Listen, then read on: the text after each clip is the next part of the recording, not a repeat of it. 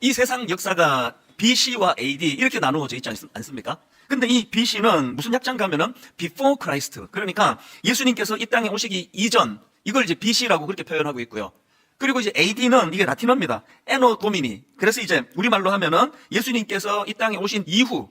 그래서 이제 제가 어릴 때 보면은 1985년이다 그러면 추후 1985년이다. 그렇게 그 교회만이 아니고 그 일반적으로도 이제 그렇게 사용하는 것을 제가 기억을 하고 있는데요. 사실 이게 이 세상 역사가 예수님을 중심으로 그분이 오시기 이전 그리고 그분이 오신 이후로 나누어지는 이게 참 저는 너무 감사하고 또 목회자니까 이게 참 의미가 있다는 생각을 합니다. 이렇게 그 세상 역사가 BC와 AD로 구분되고 있는데요. 이렇게 구분되는 건 이 세상 역사만이 아닙니다. 우리 인간도 마찬가지예요. 영원히 BC의 삶을 Before Christ의 삶을 사는 분이 계시고요. 또 오늘 그 예배드리는 또 많은 초대교회 온 분들이 그러기를 원하는데 인생이 BC 그리고 AD 이렇게 구분되는 인생들이 참 많습니다.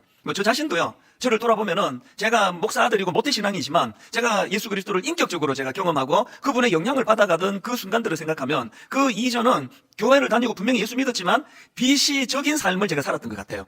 그리고는 그 이후에 제가 이제 AD 아노 도민이라고 하는 예수 그리스도가 오신 이후 그분이 내 인생에 찾아오시고 내 인생에 개입하신 이후 그 이후의 삶은 뭐 이전하고는 뭐 비교하는 것 자체가 이게 잘 안 될 정도로 완전히 다른 그런 삶을 제가 살아가고 있는 것 같습니다. 성경에 나오는 수많은 인물들도 마찬가지입니다. 오늘 이 본문을 기록한 사도 요한은 말할 것도 없고 여러분이 아시는 그 사도 바울 그리고 또 뭐 베드로 수많은 예수님의 제자들 전부가 다 BC와 AD로 그분의 삶이 구분된다는 사실입니다. 그 어떻게 구분이 되느냐? 그 빌립보서에 보면은요, 사도 바울이 예수님을 만나기 이전에 자기 인생을 BC로 이렇게 묘사하고, 그리고 예수님을 만난 이후에 AD의 삶을 또 저렇게 묘사하는 그런 내용이 빌립보서 3장에 나옵니다. 바울이 이제 예수님 만나기 이전에 BC의 삶을 이렇게 묘사합니다. 빌립보서 3장 4절. 그러나 나도 육체를 신뢰할 만하면, 이 한마디가요, 바울의 예수님 만나기 이전을 압축한 엑기스입니다. 자기의 육체를 신뢰하던. 그래서 이제 한번 들어보십시오. 그러나 나도 육체를 신뢰할 만하며 만일 누구든지 다른 이가 육체를 신뢰할 것이 있는 줄로 생각하면 나는 더욱 그러하리니 나는 8일 만에 할례를 받고 이스라엘 족속이요 베냐민 지파요 히브리인 중에 히브리인이요 율법으로는 바리새인이요 열심으로는 교회를 박해하고 율법의 의로는 흠이 없는 자라. 실제적으로 사도 바울은 그 당시 사회에서 굉장한 엘리트였습니다. 참 그 부유한 집안에서 자랐고 유대인인데도 불구하고 그는 로마 시민권자였고요. 또 사회에서 뛰어난 능력자라고 인정을 받고 지도자 위치에 있었는데 당대 최고의 학자라고 꼽혔던 가브리엘 선생의 문화생, 그러니까 요즘으로 치면 나 서울대 나왔어, 난 서울대 수석으로 나는 들어간 사람이야. 이게 이 사도 바울이 가지는 육체를 신뢰할 만함이에요. 자기 자신에 대하여. 그런데 지금 BC의 자기 삶을 소개할 때 엄청난 그런 대단한 것들을 피력하는 건 자기를 자랑하려고 하는 게 아니라 그 다음에 이 말을 강조하려고 이거를 언급한 거예요. 이게 BC의 삶인데 이제 그리고는 그 다음 7절에 보면은 이제 그 AD, 예수님을 만난 이후에 자기 삶을 묘사하는데 7절이 그러나 이렇게 시작합니다. 여기 나오는 이 그러나라는 접속사는요, 방금 앞에서 자기가 소개했던 엄청난 그런 지식인이고 또 학자고 그리고 또 엘리트고 이런 모든 소개하는 모든 걸 한 번에 흐물어뜨리는 차원에서 그러나요. 그러나 무엇이든지 내게 유익하던 것을 내가 그리스도를 위하여 다 해로 여길 뿐더러 또한 모든 것을 해로 여기면 내 주 그리스도 예수를 아는 지식이 가장 고상하기 때문이라. 내가 그를 위하여 모든 것을 잃어버리고 배설물로 여기면 그리스도를 얻고. 그의 BC와 AD의 삶을 확연하게 드러낼 수가 있거든요. 그러니까 예수님 만나기 이전에 그의 BC의 삶은 자기를 드러낸, 자기를 자부하던, 그러니까 자기 육체를 신뢰하는, 내가 갖고 있는 직장, 또 내가 누리고 있는 여러 가지 사회적인 어떤 지위, 그리고 이제 풀어놓은 돈, 집 문서, 통장에 있는 돈, 그러니까 이런 것들을 의지하던 삶이었다면 그가 예수 그리스도를 만난 AD의 삶이 그러니까 예수 믿는다는 건요, 그 앞에 내가 추구하던, 그 앞에 내가 자랑하던, 그 앞에 내가 관심을 갖던 이 모든 것들이 다 흐트러지는 것으로 시작되는 게 예수를 제대로 믿는 거라고 생각합니다. 근데 저는 빌립보서에서 사도 바울이 이제 자기의 BC와 AD의 삶을 설명하는 거기에서 어떤 단어 하나가 제 마음에 꽂혀 있는데요. 그게 헬라어로 후테렉소라는 단어입니다. 바울이 지금 후테렉소라는 단어를 어디에다 쓰는가 하면 8절을 보십시오. 또한 모든 것을 해로 여기면 내 주 그리스도 예수를 아는 지식이 가장 고상하기 때문이라. 여기 나오는 고상하다, 이게 후테렉소입니다. 이 단어는 합쓰는데요, 그 휘페르라는 단어하고 엑소라는 단어의 합쓰는데, 이 휘페르라는 단어는 그 이상 또 그 너머 이런 뜻을 가진 단어고, 엑소 이 단어는 소유하다, 가지다 이런 뜻을 가진 단어예요. 그래서 그 당시 사람들이 이제 하나님을 모르는 상황이니까요, 그들이 썼던 후테렉소는 인간의 노력이나 연습으로 가질 수 있는 최상의 상태. 뭐 어떤 게 있을까요? 뭐 여러분이 이제 뭐 어떤 명문대학을 들어가게 될 때, 그리고 또 막 좋은데 취직을 하게 될 때, 그리고 너무너무 사모하던 어떤 배우자를 만나 결혼하게 될 때, 그때 쓰여지는 단어가 후테렉소 이런 단어 아니겠습니까? 내 노력으로, 내 수고로, 그리고 내가 애써서 가질 수 있는 최상의 상태. 이게 그 당시에 통용되던 후테렉소라는 단어인데요. 사도 바울은 놀랍게도 그 단어를 영적으로 갖고 와서 영적으로 사용합니다. 그러니까 바울이 지금 뭘 강조하느냐? 자기가 예수님 알기 이전에 추구하던 세상적인 후테렉소, 엄청나게 성공하고 엘리트고 사회 지도층에 있었던 그 후테렉소를 내려놓고 하나님을 만나고 예수 그리스도 안에서 그가 새로운 후테렉소를 추구하게 되었다. 그런 차원으로 이 단어가 그렇게 저는 해석이 되지는 겁니다. 이런 차원에서요, 제가 이 후테렉소라는 단어를 묵상을 하다가 그 소설 요한복음이라는 책이 있습니다. 이 목사님이 쓴 책인데요. 거기에 참 제 마음에 베끼고 옮겨놓고 묵상하는 그런 구절이 좀 있습니다. 한번 들어보십시오. 예수는 정말 바다였다. 그에게서는 모든 것이 통합되어 녹아 있었고 흐르고 있었다. 그동안 내가 놀았던 세계는 하나의 색강에 불과했다. 그것도 그것이 전부라고 우기며 자랑하면서 말이다.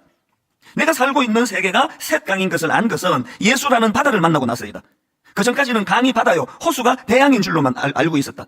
막힘없이 흐르고 넘실대던 그 흐름, 어떤 강물이 들어와도 다툼이 끝나고 어떤 흙탕물이 들어와도 그냥 정화되어 하나가 되어버리는 바다의 신비. 나는 예수에게서 처음으로 바다를 보았던 것이다. 언젠가 이 바다가 하늘로 이어져 갈 줄 내가 어떻게 알았던가. 이게 굉장히 저에게 많은 의미를 가지고 또 저를 도전하게 만들었습니다. 자기가 예수 알기 전에 그 새강을 바다로 알고 있었다는 거예요. 그 코딱지만한 작은 호수가 이 대양인 줄 알았다는 거예요. 이게 너무너무 의미 있는 이야기 아닙니까? 그 고3 입시생들을 보면은 그 대학 입시가 그냥 자기 인생의 모든 거라 생각해요. 그래서 입시에 실패하고 그 죽는 애도 생기고 그러잖아요. 나이가 이제 이렇게 들어보니까 아무것도 아닌 거더라고요. 저도 이제 미국에서 대학 졸업을 위해 가지고 추월 고생을 하면서 정말 상상하기 어려운 그런 시간을 보내 가지고 겨우 이제 대학 졸업장을 하나 땄는데요. 지금 와서 돌아보니까 그 신학대학원 입학할 때 서류 낼 때 쓰고 지금까지 한 번도 쓴 적이 없습니다. 아무것도 아니에요. 우리가 예수를 안다는 건요, 지금까지 내가 이 색강을 바다로 알고 있던, 아무것도 아닌데 인생 전부를 걸고 있던 이게 참 어리석다는 걸 깨닫게 되는 겁니다. 제가 결혼 딱 30주년이 됐는데요, 요즘에 와서 신혼 때를 많이 제가 돌아보면 마음이 아파요. 결혼하고 한 3, 4년 어간까지 아무것도 아닌 이런 걸 가지고 그렇게 문제 삼고 그거 갖고 싸우고 또 그쪽도 마찬가지고. 지금 생각하면 이러면 어떻고 저러면 어떻습니까? 아니 치아 가운데로 북 짜면 어떻습니까? 틈날 때마다 끝에서부터 해주면 되더라고요. 그냥 너무너무 좋은 배우자를 주셨는데 아무것도 아닌 그 색강이 이게 바다인 줄 알고 이거 갖고 미워하고 분노하고 다투고, 그래서 제가 예수 그리스도를 제대로 믿고 가정이 달라졌어요. 지금 거의 다툼이 없습니다. 이러면 허허 저러면 허허 치약 말아서 짜라. 그리고 한 번씩 이제 쭉 이렇게 해주면 금방 또 되더라고요. 이제 예를 그렇게 든 거지만요, 우리가 예수를 만난다는 건요, 그래서 이 땅이 전부인 줄 알고 남의 눈에 피눈물 흘려가면서도 막 집착하고, 왜 한 번뿐인 인생이 그런 이상한 소리를 하잖아요. 젊은 우리 청년들 이번 생은 망했다 그런 말 절대 못하게 해요.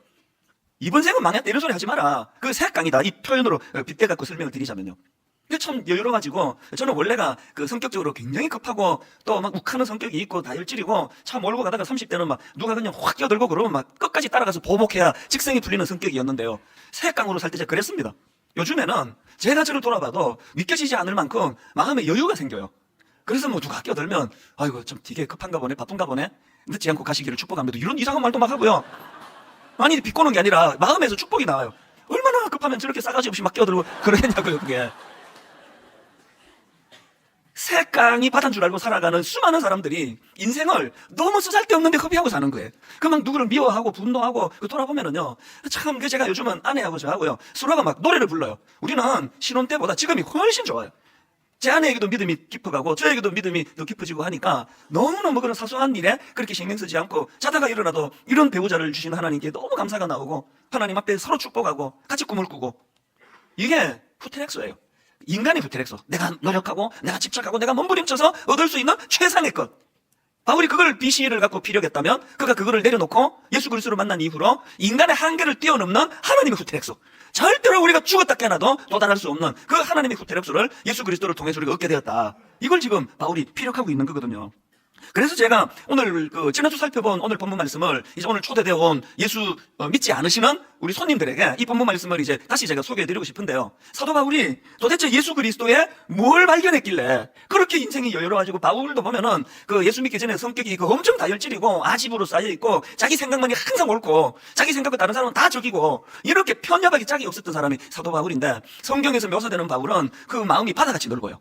얼마나 포용력이 깊고 넓고 그런 바울을 보면서 이게 예수 믿는 사람의 모습이구나. 그럼 사도 바울은 어떤 예수님을 만났길래 그런 후퇴락소를 단어를 바꾸어가면서 그렇게 기쁨을 노래하는가. 그게 지난주 우리가 살펴봤던 요한복음 1장 4절 5절에서 예수님의 제자 요한이 발견했던 그 두 가지랑 똑같은 거더라고요. 자, 요한복음 1장 4절 5절입니다. 그 안에, 예수 그리스도 안에 생명이 있었으니 이 생명은 사람들의 빛이라. 빛이 어둠의 빛이 돼 어둠이 이기지 못하더라. 바울이 예수 그리스도를 통해서 얻게 된 영적인 후퇴락소는 두 가지인데요. 하나는 생명이고 하나는 빛이에요. 지난주에도 설명드렸지만 여기 나오는 생명은 헬라어로 조에. 그런데 여러분 성경에 보면은요, 이 조에라는 단어에다가 이제 영원한 이런 뜻을 가진 아이오니오스라는 그 형용사를 덧붙여서 설명하는 경우가 많이 있습니다. 예를 들면은 자, 요한복음 3장 14절 15절입니다. 모세가 광야에서 뱀을 든 것 같이 인자도 들려야 하리니 이는 저를 믿는 자마다 영생, 여기도 영생이 나오죠. 영생을 얻게 하리 하심이라. 여기 나오는 영생, 영원한 생명이요, 조에 아이오니오스예요. 아이오니오스가 뭐라 그랬죠? 영원한이라는 뜻이라 그랬잖아요. 주님이 우리에게 주신 생명 조에는 이 땅에서 살아가는 그 생명이 아니에요. 이 생명은 영적인 그리고 영원한 생명. 그래서 이게 조에 아이오니오스인데요. 똑같은 표현을 반복해서 우리가 잘 아는 요한복음 3장 16절에서도 그대로 지금 피력합니다. 하나님이 세상을 이처럼 사랑하사 독생자를 주셨으니 이는 그를 믿는 자마다 멸망하지 않고 영생을 얻게 하리 하심이라. 조에 아이오니오스예요. 영원한 생명. 그래서 저는 장례식을 인도할 때마다 사용하는 그 요한계시록 21장 3절 4절 말씀이 있는데요. 내가 들으니 보좌에서 큰 음성이 나서 이르되 보라, 하나님의 장막이 사람들과 함께 있으며 하나님이 그들과 함께 계시리니 그들은 하나님의 백성이 되고 하나님은 친히 그들과 함께 계셔서 하나님 다스리는 그 나라가 되면은 4절입니다. 모든 눈물을 그 눈에서 닦아주시니 다시는 뭐가 없습니까? 사망이 없고 애통하는 것이나 곡하는 것이나 아픈 것이 다시 있지 아니하리니 처음 것들이 다 지나갔습니다. 그런데 제가 방금 읽어드렸던 그 말씀처럼 AD의 삶을 사는 사람들은 예수 그리스도로 인하여, 그분이 십자가로 인하여 우리가 조에 아이오니오스, 영원한 생명을 얻게 됐습니다. 그래서 이제 하나님 다스리는 그 나라를 꿈꾸고 소망하고 기대하고 갈망하며 그렇게 사는 게 이 땅에서 예수 믿는 사람입니다. 그런데 여러분, 이 영생은 우리에게 어떤 선물을 가져다 주는가 하면 디도서 1장 1절 2절입니다. 하나님의 종이요 예수 그리스도의 사도인 나 바울이 사도된 것은 하나님이 택하신 자들의 믿음과 경건함에 속한 진리의 지식과 그 다음에 영생이 나옵니다. 영생에 뭘 위한다고요? 소망을 위함이라요. 주님 주시는 영생은 우리에게 소망이라는 선물을 줘요. 우리가 왜 세상에서 상처받습니까? 우리가 세상에서 상처받는 거는 자꾸 이상하게 우리에게 상처를 주는 사람이 많아요. 그리고 끊임없이 이 땅에서는 그저 그냥 내가 부유하게 자라지 못한 그 이유 때문에, 내가 막 탤런트처럼 그렇게 아름답지 못하다는 그 이유 때문에, 내가 가진 어떤 약점 하나를 붙잡고 끊임없이 나를 조롱하고 공격하고 초라하게 만들고 이런 경험을 하면서 사는 게 이 땅에서의 삶이에요. 그래서 무슨 소망을 주십니까? 예수 그리스도가 주신 조에, 이 영원한 생명을 가진 자들은 소망을 선물로 받는데요. 아까 그 구절에 이런 내용이 있었잖아요. 사자들이 어린 양과 뛰놀고. 이 무슨 표현이겠습니까? 세상에서는 이런 일 없습니다. 잘난 놈들은 잘난 놈들끼리 놀지 우리같이 뭐 그저 그런 사람 안 껴줘요. 그리고 막 그냥 약육강식 아닙니까? 자꾸만 수룩하듯 제가 우리 교역자들한테 이런 말을 해요. 인간의 죄성을 드러내는 말 중에 하나가 누울 자리 봐가면서 발 뻗는다. 이게 참 나쁜 말로 생각된다. 어떨 때는 사람이요, 저 사람 착하고 너무 좋아 그러면 자꾸 발을 뻗어요. 그런데 지금 사자들이 어린 양과 뛰논대요. 뭘로 의미합니까? 세상의 강자가 세상의 초라한 약자들과 힘으로 제압할 수 있는 그 사자가 어린 양을 해를 끼치지 않는 것. 그 다음에 독사굴에 어린애가 손 넣는 거. 뭘 이야기합니까? 아무리 철없는 어린애랄지라도 함부로 대하지 않고, 연약한 자라고 무시하지 않고, 해를 끼치지 않고. 참 사랑과 기쁨의 그 나라가 이제 속히 오리라. 제가 이 땅에서 지치고 사람에게 상처받고 힘들 때 그 사람에게 제가 뭐 찾아가서 사과해라고 이런 말 안 해요. 저는 소망을 가지는 거죠. 왜? 하나님, 제가 이 땅에서 사명을 감당하는 과정에서 억울한 일 많이 당하고 모함 많이 당하고 가짜뉴스 가끔씩 경험하고 하지만 아버지, 그런데 연연하지 아니하고 저는 오히려 이 세상이 힘들면 힘들수록 저의 영원한 하나님 다스리시는 그 나라를 저는 꿈꾸기를 원합니다. 그게 여러분 장례식 때 요한계시록 21장 4절 다시 한번 보십시오. 모든 눈물을 그 눈에서 닦아주시니 다시는 사망이 없고 애통하는 것이나 곡하는 것이나 아픈 것이 다시 있지 아니하리니 처음 것들이 다 지나갔음이로라. 자, 시편 133편 1절부터 3절을 보십시오. 보라, 형제가 연합하여 동거함이 어찌 그리 선하고 아름다운고, 머리에 있는 보배로운 기름이 수염 곧 아론의 수염에 흘러서 그의 어깨까지 내린 같고, 헐몬의 이슬이 시온의 산들에 내린 같도다. 거기서 여호와께서 복을 명령하심이 있고 영생이로다. 이것도 지금 영생이 나오잖아요. 그런데요, 지금 여기 보면은 하나님 주시는 복이 영생인데 그 복이 얼마나 풍성한가를 2절과 그 앞에 나오는 3절에서 설명하는데요. 어떤 이미지를 쓰는가 보니까 2절에 보니까 그 머리에 있는 보배로운 기름이 수염 곧 아론의 수염이 흘러서, 이 이미지는요, 기름 부음받은 제사장에게 기름을 붓는 이미지인데, 기름을 그냥 이렇게 감질나게 이렇게 붓는 게 아니라 어떻게 부어요? 머리부터 온 옷을, 몸을 다 흠뻑 젖을 수 있도록 부어주신다는 거예요. 이 이미지를 사용해서 하나님이 주시는 영생의 풍성함이 얼마나 풍부하고 풍성한가를 그렇게 설명하는 거고요. 3절에 보니까 헐몬의 이슬이 나오는데요, 이건 헐몬산이에요. 그 지도를 보면은요, 요단 강줄기 맨 북쪽 잇자락에 엄청나게 우뚝 솟은 그 산이 있는데 그게 헐몬산입니다. 이스라엘은 우기와 근기로 나누는데요, 우기에 비가 엄청 쏟아지면은 이 헐몬은 마치 스펀지가 머금듯이 비를 머금어요. 엄청난 양의 그런 비를 이 헐몬산이 머금었다가 이제 근기가 되면은 모든 산하가 다 메말라요. 강도 이제 얼마나 열악해져 가겠냐고요. 바로 그 메마른 근기에 헐몬산이 스펀지처럼 머물게 했던 수많은 그 물들을 흘려보내줘요. 이게 3절에서 나오는 헐몬의 이슬이 시온의 산들에 내린 같도다. 뭘 지금 묘사하는 거예요? 하나님의 영생의 풍성하신 은혜가 얼마나 놀랍고 풍성한가를 묘사하고 있는데, 중요한 것은 1절입니다. 이 말씀 1절과 연결이 되는데 보십시오. 보라, 형제가 연합하여 동거함이 어찌 그리 선하고 아름다운고. 제가 지금 이 말씀을 왜 드리는가 하면요, 하나님이 주시는 영생의 복, 풍성한 영생의 복이 죽어서 천국 가서만 쓰여지는 게 아니라 바로 형제가 연합하여 동거함, 교회 아닙니까? 우리로 치면 가정 아닙니까? 우리로 치면 그 예수 믿는 사람들의 모임 안에 이 풍성한 하나님 은혜가 부어진다는 거죠.